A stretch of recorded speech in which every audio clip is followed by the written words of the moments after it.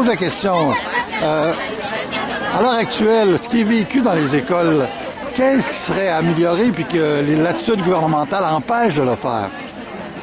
Ben, qu'est-ce qui serait amélioré, c'est le souci des élèves, en fait.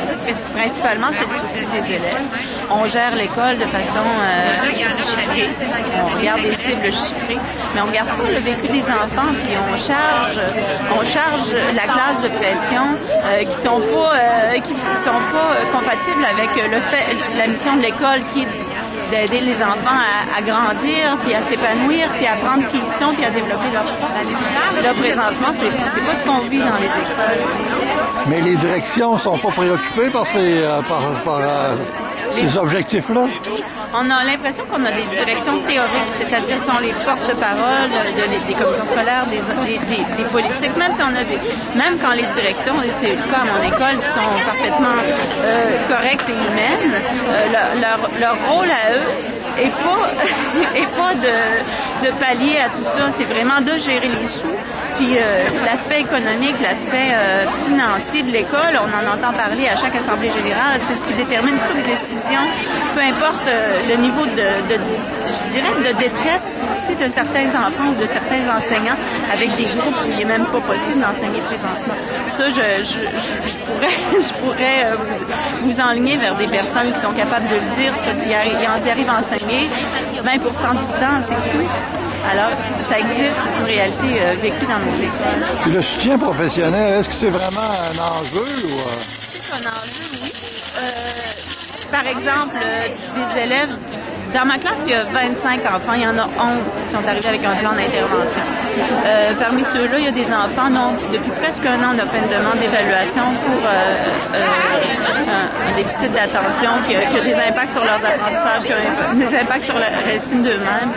Puis, ils sont sur une liste d'attente. Probablement que le temps d'attente dans une petite école comme celle-là où on a un psychologue presque à temps, c'est à peu près d'un an. Ça veut dire que leur situation a le temps de se détériorer, dans le fond. Le temps de se détériorer. L'enfant, il a le temps d'en vivre des échecs, il a le temps d'en vivre de dépréciation, pas par l'extérieur, mais par l'intérieur. Je suis pas bon, on l'entend dans nos classes.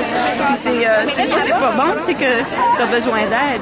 C'est que quand tu vas l'avoir compris, quand on va avoir les moyens de t'aider, tu vas voir que tu es comme les autres, tu es capable d'apprendre toi aussi.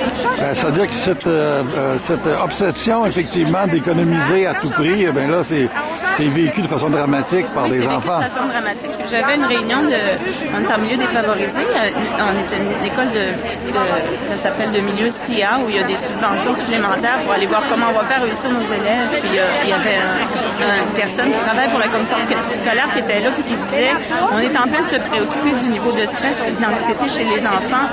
C'est des choses qui apparaissent au secondaire avec la préadolescence avant, puis là on le voit au niveau primaire, mais de plus en plus jeunes, des enfants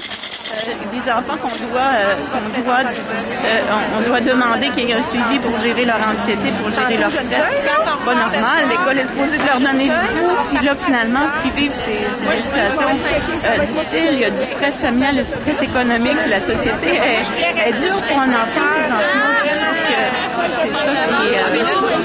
c'est ça qui est préoccupant. C'est qu'en bout de ligne, eux autres sont en train de grandir, puis on leur donne pas les chances de bien le faire, puis de le faire avec assurance, de le faire avec confiance.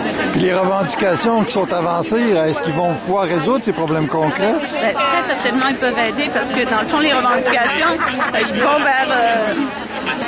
vers quelque chose qu'on pense qui serait mieux pour les élèves, mais on fait face à un dépôt patronal qui fait tout le contraire, c'est-à-dire qu'il ne reconnaît pas les difficultés que vivent les enfants, qui veut enlever, par exemple, des cotes. Ça fait quand même qu'un enfant, par exemple, qui a un trouble du spectre de l'autisme, puisse être tenu pour 4 enfants dans une classe, donc ça veut dire qu'on a plus de temps pour lui.